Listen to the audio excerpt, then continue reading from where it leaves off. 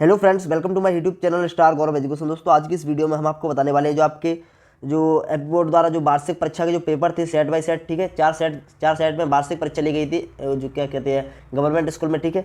तो उसके जो सेट है वो काफ़ी ज़्यादा इंपॉर्टेंट है। आपसे हमने सुबह भी बोला था, ठीक है, क्योंकि जो सेट है चार सेट में से लगभग अगर आप पूरा पूरा सेट चारों तैयार कर लेते हो तो आपको 80 नंबर में से 50 प्लस नंबर लाने से कोई नहीं रोक सकता। यानी 80 में से 50 तो पक्के आएंगे ही आएंगे और ऊपर आ सकते हैं, 70 आ सकते हैं, 60 आ सकते हैं, 80 में से 80 भी आ सकते हैं, लेकिन 50 से कम नहीं आएगा, ठीक है। इसलिए आपसे निवेदन है इन चारों सेटों को आप तैयार कर लें। और एक एक और सेट है मॉडल पेपर, जो वो मॉडल पेपर भी एमपी बोर्ड द्वारा जारी किया गया था, उसको भी आप तैयार कर लें, ठीक है। अगर आपसे पूरा पूरा तैयार नहीं हो रहा है तो आप क्या करें, ऑब्जेक्टिव तैयार कर लें, ओनली ऑब्जेक्टिव तैयार कर लें। और हमने आपको बताया था सुबह कि क्वेश्चन नंबर 18 अभी हम एक बार और बता देंगे आपको कौन कौन से आपको तैयार करने हैं, ठीक है। और बाकी आप हमारे दिए हुए इंपॉर्टेंट क्वेश्चंस को तैयार कीजिए। बस आप बोर्ड परीक्षा में दो तारीख का जो आपका पेपर होने वाला है हिंदी का, उसमें आप बहुत अच्छा स्कोर करोगे, आप बिल्कुल भी चिंता ना करें, ठीक है। चलिए, आज की अपन ज़्यादा देना करते हो, आपके पास भी वैसे भी समय नहीं है, तो अपन इसके आंसर देख लेते हैं। जितनी भी ऑब्जेक्टिव है उनके अपन आंसर देख लेते हैं। तो इसमें देखिए पहला प्रश्न है, जल्दी से मैं आपको बताता चलता हूँ, ठीक है। आप बस एक बार सुन लें और फिर क्या करें, इसकी पीडीएफ आपको डिस्क्रिप्शन में मिल जाएगी, ठीक है। इसकी पीडीएफ मिल जाएगी डिस्क्रिप्शन में, वहाँ से आप डाउनलोड कर लें। पहले आप पूरा वीडियो को देख लें, ठीक है। एक बार वीडियो को देख लोगे तो आप जब आप सुनोगे तो आपको याद हो जाएगा एक ही बार में, ठीक है। तो चलिए, और फिर आपको क्या करना है, पेपर उठाना है, डिस्क्रिप्शन में जो लिंक दिया गया है वहाँ से पीडीएफ डाउनलोड करनी है। फिर आपको प्रैक्टिस करनी है तुरंत वीडियो देखने के बाद। आपको देख लेना, आपसे एक आध दो प्रश्न छूटेंगे, बाकी सब बन जाएंगे, ठीक है। चलिए तो अपन देख लेते हैं। इसमें जो पहला प्रश्न है, पतंग कविता इनमें से किसके लिए प्रसिद्ध है? तो इसका जो करेक्ट आंसर हो जाएगा बिंब विधान के लिए। बिंब विधान के लिए पतंग कविता प्रसिद्ध है। अब ध्यान से सुनिए, बहुत ज़्यादा इंपॉर्टेंट बात है। जितने भी क्या कहते हैं पाठ के नाम हैं और उनके लेखक और उनके कवि आपको याद होने चाहिए, क्योंकि पाठ के लेखक के जो पाठ के नाम और लेखक इनमें से लगभग 4-5 नंबर की ओटी आएंगी, चाहे वह वितान भाग 2 हो, आरोह भाग 2 हो, किसी से भी पद्य गद्य के पाठ आपको वितान भाग 2 के, ठीक है, ये आपको याद होनी चाहिए, लेखक और पाठ का नाम, क्योंकि यहाँ से आपके लगभग 5-6 ओटी आएंगे, ठीक है। आप बिल्कुल भी छोड़े ना इनको, ठीक है, मोस्ट इंपोर्टेंट है। दूसरा प्रश्न है, कौन सा रस हृदय के हृदय में उत्साह का संचार करता है? तो बीरस का जो स्थायी भाव वो क्या है? उत्साह है, ठीक है। यहाँ पर आप देख ले, तो इसका जो करेक्ट आंसर हो जाएगा वो हो जाएगा बीरस, ठीक है। तीसरा प्रश्न, बाजार दर्शन पाठ का केंद्रीय भाव है? तो इसका जो करेक्ट आंसर हो जाएगा वो हो जाएगा बाजारवाद, ठीक है। चौथा हुआ नेता खेला परंतु हार गया, ये वाक्य है कैसा वाक्य है? ये आपका संयुक्त वाक्य है, ठीक है। आपने वाक्य पढ़े होंगे तो आपको पता होगा। और अतीत में दबे पाँव पाठ के आधार पर कोठर किसके काम आता है? तो कोठर आता है आपका अनाज जमा करने के काम, ठीक है। तो इसका हो जाएगा ऑप्शन सी। आप एक बार में सुनते जाएं, बाद में आपको प्रैक्टिस करनी है, नीचे डिस्क्रिप्शन में पीडीएफ मिल जाएगी वहाँ से, ठीक है। अब देखिए, इसमें से कौन सा पत्रकार का प्रकार नहीं है? तो इसका जो करेक्ट आंसर हो जाएगा वो हो जाएगा आपका संवाददाता, ठीक है। इसका ऑप्शन नंबर सी संवाददाता इसका करेक्ट आंसर हो जाएगा। यह पत्रकारिता का प्रकार नहीं है।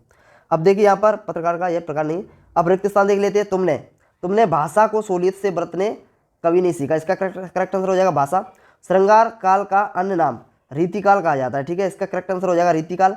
काव्य में बिंब को शब्द चित्र माना जाता है। क्या माना जाता है? शब्द चित्र। काव्य में बिंब को शब्द चित्र माना जाता है। चौथा प्रश्न, बाजार में एक खेल है, क्या है? खेल है, जादू है, आनंद है। तो इसका जो करेक्ट आंसर हो जाएगा बाजार में क्या है? जादू है, ठीक है। और अगला, बाजार में क्या है? जादू है।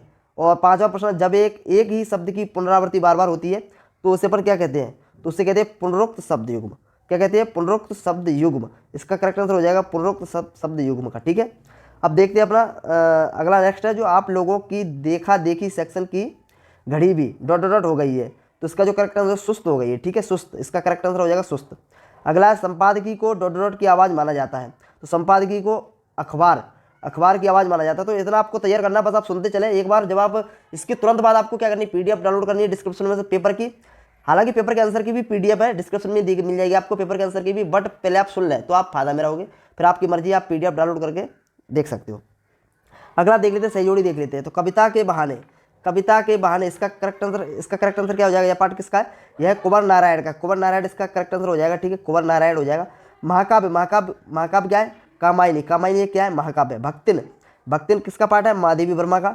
अर्थ के आधार पर वाक्य कितने प्रकार के होते हैं? अर्थ के आधार पर होते हैं 8 प्रकार के। और ध्यान दें, रचना के आधार पर होते हैं 3 प्रकार के। मोस्ट इंपोर्टेंट है दोनों ही ओटी। और इसमें जितने भी सेट है, 4 सेट है, 5 सेट है, सभी में ओटी इंपोर्टेंट है। इसलिए आपसे बोल रहा हूँ ओटी यहाँ से तैयार करें आप, ठीक है। अब देख लेते हैं जूझ। तो जूझ किसने लिखा है? डॉक्टर आनंद यादव ने, ठीक है। इसका करेक्ट आंसर हो जाएगा डॉक्टर आनंद यादव। और विशेष रिपोर्ट का प्रकार हो जाएगा, इसका हो जाएगा बैकग्राउंडर, ठीक है। तो इसका ये आपके सही हो गए, सही जोड़ी, ठीक है। ये ऐसे आपको तैयार करनी है। अगला अपना चौथा प्रश्न में एक शब्द में उत्तर। तो एक शब्द में उत्तर, राम की शक्ति पूजा कविता के रचनाकार कौन है? तो इसका जो करेक्ट आंसर हो जाएगा सूर्यकांत त्रिपाठी निराला, सूर्यकांत त्रिपाठी निराला जी हैं। ठीक है। विस्तृत कलेवर वाले वाक्य को क्या कहते हैं? तो विस्तृत कलेवर वाले वाक्य को कहते हैं महाकाव्य। ठीक है। जिसमें खंडों का वर्णन होता है उसे खंड काव्य कहते हैं, छोटे छोटे लीलाओं का वर्णन होता है। जिसमें विस्तृत वर्णन किया जाता है किसी महापुरुष का, उसे महाकाव्य कहते हैं। ठीक है। अब देखिए एक अंकी में कितने अंक होते हैं? एक अंकी में एक अंक होता है। कितने अंक होते हैं? एक अंक। और बद्री केदार के रास्ते कैसे है? बद्री केदार के रास्ते तंग है। कैसे रास्ते? तंग रास्ते हैं बद्री और केदार के। ठीक है। गागर में सागर बनना मुहावरे का अर्थ क्या है? सभी को पता होगा, थोड़े में ज़्यादा कहना। थोड़ी मतलब थोड़े थोड़े शब्दों में ज़्यादा बात को कहना। ठीक है। गागर में सागर भरना, थोड़े में ज़्यादा कहना। और छोटी रोटी की तलाश में आए यशोधर पंत को किसने शरण दी? तो छोटी ने रोजी रोटी की तलाश में आए यशोधर पंत को किसने शरण दी थी? तो इसका करेक्ट आंसर हो जाएगा कृष्णदान है। किसने? कृष्णदान है। और HTML का फुल फॉर्म क्या होता है? HTML का फुल फॉर्म आपको पता होना चाहिए, इंपोर्टेंट है, hyper text markup language. Hyper text markup language. चलिए अब देख लेते हैं सत्य सत्य। सत्य सत्य में अपना जो पहला है वो सत्य है। देखिए यहाँ पर सभी सत्य है। बच्चे दिशाओं को ढपली की तरह नहीं बजाते हैं, सत्य।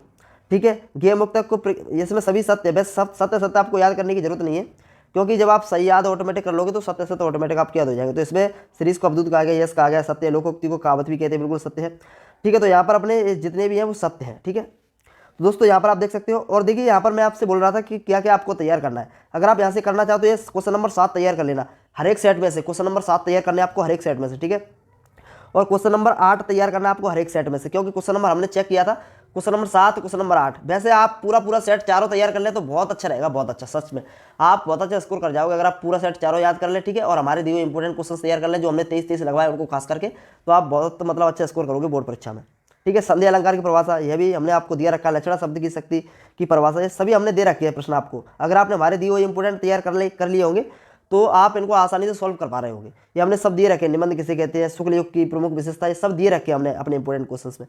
ठीक है। ये भी दिया रखा है, माधवी वर्मा के अनुसार भक्तन के जीवन का प्रताप क्या था, ये सब दे रखे हैं। अगर आप इसमें कोई भी प्रश्न हमारा छूट रहा है तो उसको आप कवर कर लें, क्या निकालते हैं। ठीक है। देखो आप यहाँ पर देख सकते हो, सब हमने दे रखे हैं। ठीक है। राजभाषा की विशेषता, राष्ट्रभाषा की विशेषता सब दे रखी है। ठीक है। ये भी हमने क्वेश्चन दिए रखे सब। हाँ। और आपको 15वां क्वेश्चन तैयार करना है चारों सेट से। चारों सेट से आपको क्या करना है? 15वां क्वेश्चन तैयार करना है। ठीक है। 16वां प्रश्न आप हमारे दिए हुए इंपोर्टेंट तैयार कर ले, जो हमने आपको लेखक परिचय दिए हैं उनको तैयार कर ले। ठीक है। लेखक परिचय, कवि परिचय आपको हमारे दिए हुए तैयार करना है। यहाँ से भले ही मत करें आप, चारों सेटों में से कोई दिक्कत वाली बात नहीं, हमारे दिए हुए तैयार कर ले। देखिए ये साल तुलसीदास का निराला का हो गया, और भी हम बता देंगे आपको। ठीक है। वैसे हमने बता रखा है, आपने अगर वीडियो को नहीं देखा तो देख लेना। ठीक है।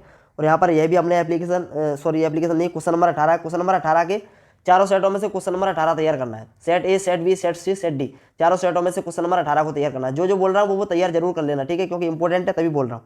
चलिए अपठित गद्यांश की, काव्यांश की व्याख्या, इसको आप छोड़ सकते हो, क्योंकि यह कभी फिक्स नहीं होती है। जो अपठित गद्यांश से पद्यांश है कभी फिक्स नहीं होती, कैसे कहीं से भी पूछ ली जा सकती है, इसलिए फिक्स नहीं है। इसमें आपको यह अलग भी मिल सकता है, आपको चारों सेटों में से भी नहीं देखने को मिल सकता है। ठीक है। पेपर में कहो तो देखने को यही मिल जाए। ठीक है। या तो आपको मतलब पूरा प्रश्न बैंक तैयार कर लो फिर भी नहीं मिलेगा देखने को। तो इसका कोई फिक्स नहीं रहता है अपठित गद्यांश का। ठीक है। ना ही पद्यांश का। तो इसीलिए आप इसकी प्रैक्टिस करो थोड़ी बहुत। हम भी आपको कल वीडियो एक आध बना देंगे। ठीक है। कुछ इंपोर्टेंट जो अपठित पद्यांश है उनके ऊपर तो आपको बता देंगे। और पद्यांश की व्याख्या की जो अब यहाँ पर आप देख सकते हो क्वेश्चन नंबर 20 में जैसे पद्यांश की व्याख्या है, इसमें दोनों इंपोर्टेंट है। दोनों में से शायद आपको एक मिल जाए बोर्ड परीक्षा में, दोनों बहुत ज़्यादा इंपोर्टेंट है।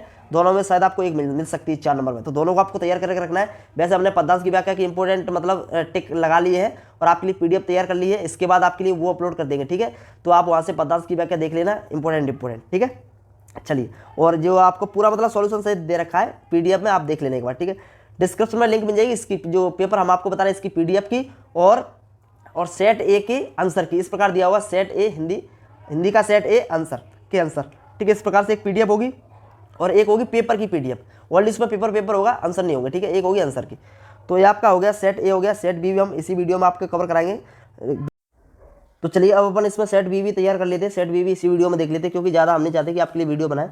ठीक है। आपको और हाँ, आपके पास वीडियो की नोटिफिकेशन नहीं पहुंच रही होगी। वीडियो की नोटिफिकेशन इसलिए नहीं पहुंच रही है क्योंकि एक दिन में ओनली 3 वीडियो की नोटिफिकेशन जाती है, और उसके बाद चौथी जो 5वीं उसके बाद वीडियो बनाएंगे, उसके बाद वीडियो की नोटिफिकेशन नहीं जाएगी।